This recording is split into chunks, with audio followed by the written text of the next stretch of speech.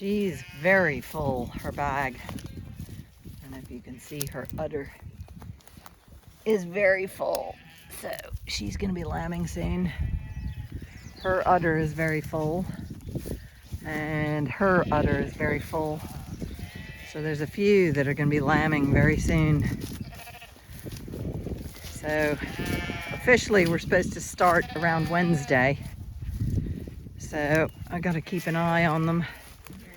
I'll have to start getting up in the middle of the night now just to make sure. I didn't treat her feet. I'll treat her feet once she's lambed, because at the moment it would be too stressful to flip her over and trim and do her feet. Isn't that right, Ear Feather? I don't want to stress you out when you're so close to lambing. It just wouldn't be good. Mind you, she might have something stuck between her toes and that's all it is. Come on, girl. Come on.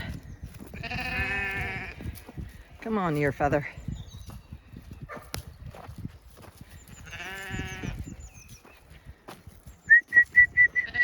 Come on, girl. Good girl.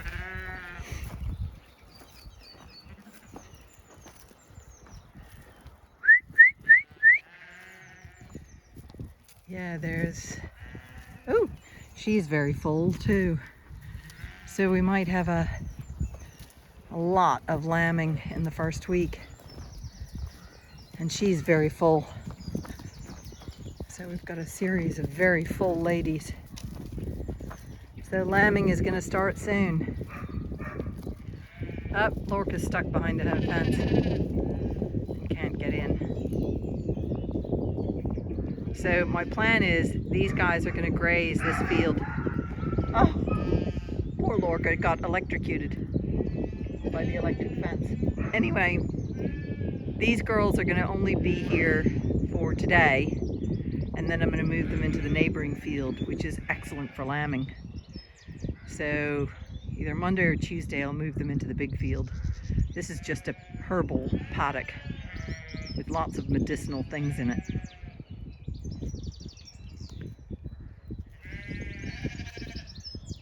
Just taking it easy. And those guys are being loud. See all those tiny holes all up in there? Those are the mining bees.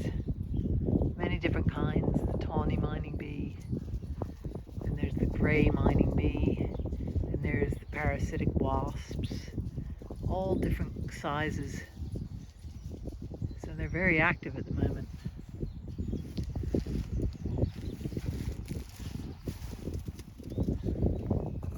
There are some really small ones there.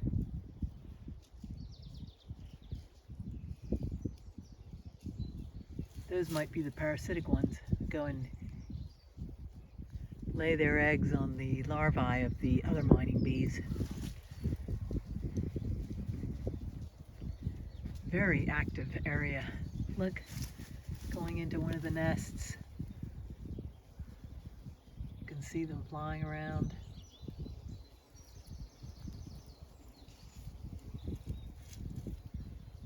Incredibly active.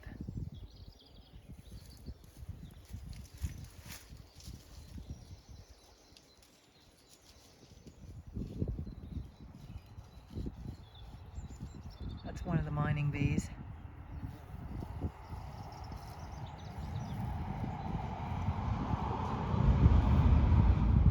It's landed on this dandelion.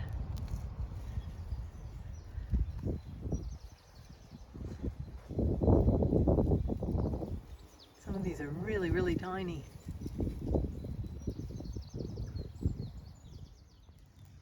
This is one of the mining bees. Very, very small.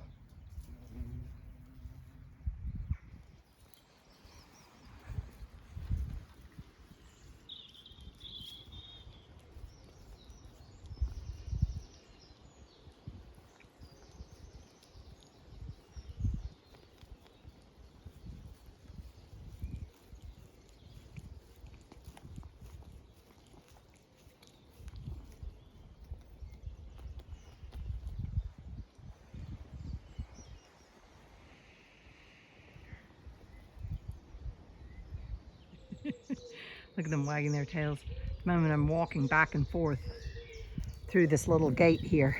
Oop, where is it? Right there. Over the last couple of days, see this huge bramble patch went all the way along to there, to those holly trees. And this is the aquifer water tank. And the problem is that a few too many times the brambles, you know, you forget to do things and trim the brambles back. And for many years I'll remember and then I'll suddenly forget. And then the awful thing is I have lost sheep in here because they get caught in the brambles and they can't escape and they get more and more tangled and then they end up drowning. And then sometimes a fox comes and starts, this is going to sound awful, eating them alive because they're stuck. And then they drown and it's just awful. So I decided this year to get just rid of the brambles, and I've gotten that far and I'll get rid of that lot there. Now, I have brambles in many other locations around the farm. So getting rid of these, yes, I'm losing habitat. There are no nests, by the way. Everything so far has had no nests in it. I've just been slowly doing it with hand clippers. So what I'm doing is on the other side, I'll show you. So that's so it used to come all the way over and all the way onto the ground here. And I just don't want to lose sheep anymore like that. So with all the woodland sort of restoration that I'm doing, there are no foxgloves in our woods because the ivy blocks out all the light on the ground so that the ground life doesn't get any light. So, excuse me, look at that. A pollinator is already going in there. Look at that. Let's see if I can get up close. Oh, it's not letting me get up close. Anyway, it's a tiny little shiny glossy fly. Let's see, can you see it? There, it's up. It's flying away. Anyway, I've just planted that this morning from somewhere else in the garden. My camera wasn't working right just then. Anyway, see, these are all foxgloves. And I've planted all these foxgloves and some more of these Jack Frosts. I've planted a spindle. This is a beautiful spindle. And let's see, there's loads of Jack Frosts in here.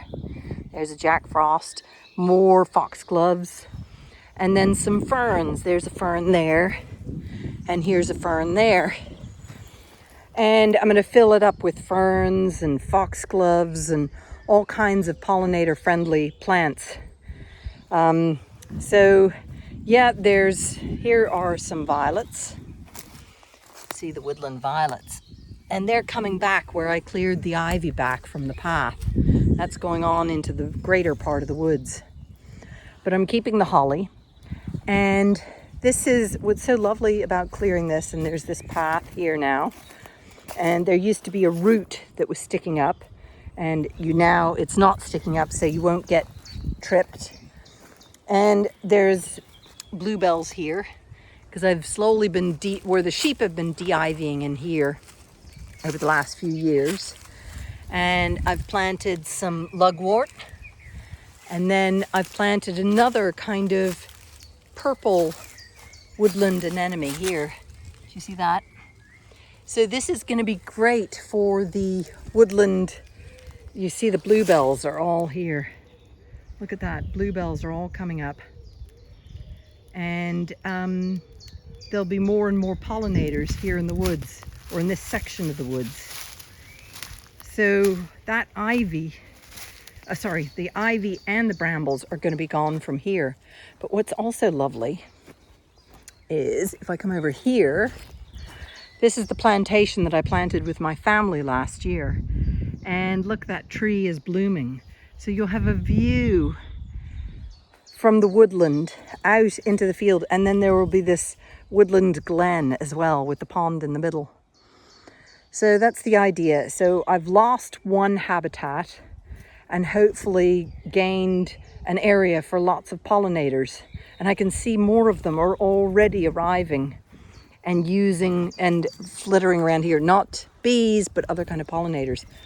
But the other thing I'd love to do, and it'll take some time and maybe I have to find somebody, is do a dry stone wall along here so that newts can habitat in here and sun themselves on the wall. So that would, because the morning sun, that's east. So the morning sun can thaw out newts and they can live in the dry stone wall. So it'd be lovely to do that, but I can't afford to do that at the moment, time-wise or anything. Oh, and the puppy is being very helpful. And you can see he's dug this deep hole here. There's a really deep hole it dug there. And I just planted the fern in it. Oh, look, he's already started to try and dig it out again. I'm gonna have to just make sure he doesn't. So, and a lot of these ferns are ferns that I've had for years in other locations in the garden and been saving them for a project like this. Look at this holly that I've saved. This holly was in here. And then we have a couple of hawthorns. And then this that we're standing under, this is a beech tree here. So it'll have lots of shade, all these shade-loving plants like the foxgloves. So it'll be lovely. This will be my little foxglove glen. And then if the pollinators work and they flower and they produce seeds, I can then take their seeds and shake them all through the woodland to get foxgloves back in our woods. At least that's the plan, as long as a certain person doesn't keep digging everything up. Isn't that right, Lorca? Yeah, I know, you're bold, digging deep holes. So, there you go. My woodland plans. This is so pretty, isn't it? Look at that. That is just such a beautiful, beautiful bit of blue. Oh, so gorgeous. I've got more of that I'm going to divide up and plant in here as well. Beautiful butterfly in the woods. Gone. Because of you. Anyway, we know that there's woodland butterflies in the woods, which is great news. Oh, there it goes, flittering about me.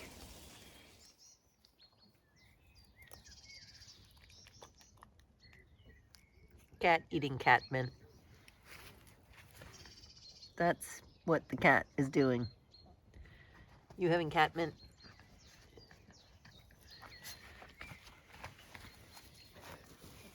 Right, yes. We'll go to work. We have to bring the ewes into the shed. Look at these. Some of these are spectacular color. Absolutely glorious. Hey girls. I've got to do a head count before I let you in. So 2, 4, 6, 8, 10, 11, 12, 13, 14. Everybody's there.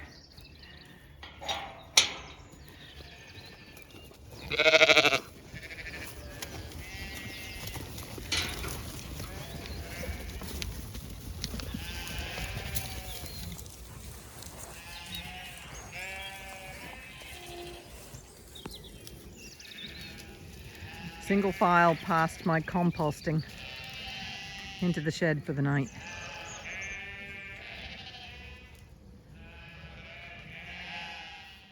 So,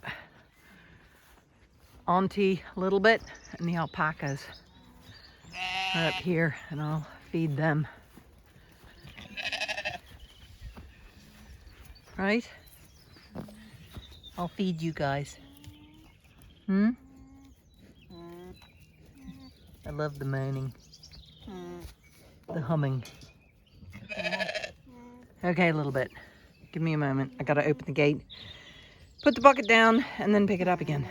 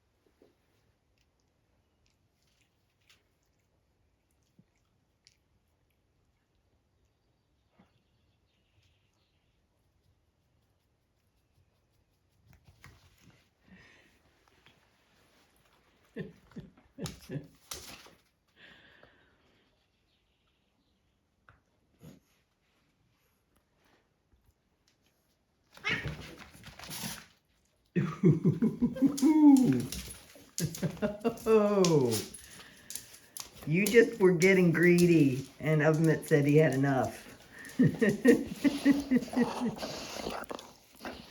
Yes.